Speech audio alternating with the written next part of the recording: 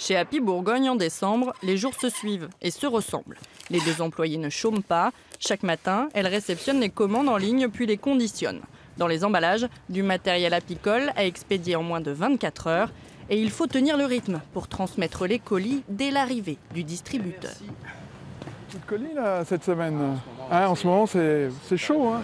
Ça va, ça marche bien là, en ce moment. Les gens font des cadeaux utiles. Pour le gérant, Patrick, la hausse de la demande n'est pas seulement liée à la période de l'année. Alors on a un petit peu plus de demandes en ce moment.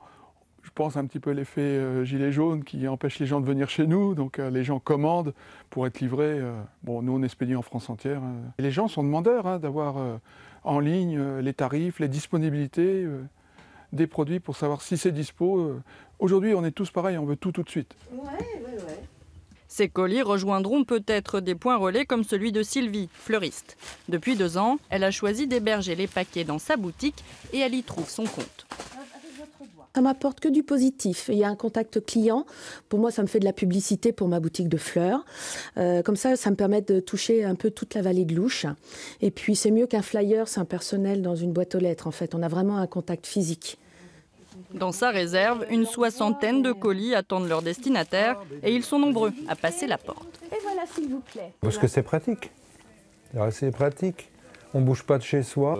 Quand on ne trouve pas le cadeau idéal que l'on voudrait dans les magasins, on passe par Internet tout simplement. À Dijon, même métier, mais autre constat pour Raphaël. Pour lui, en décembre, les colis, c'est fini. Il en recevait jusqu'à 1000 par jour.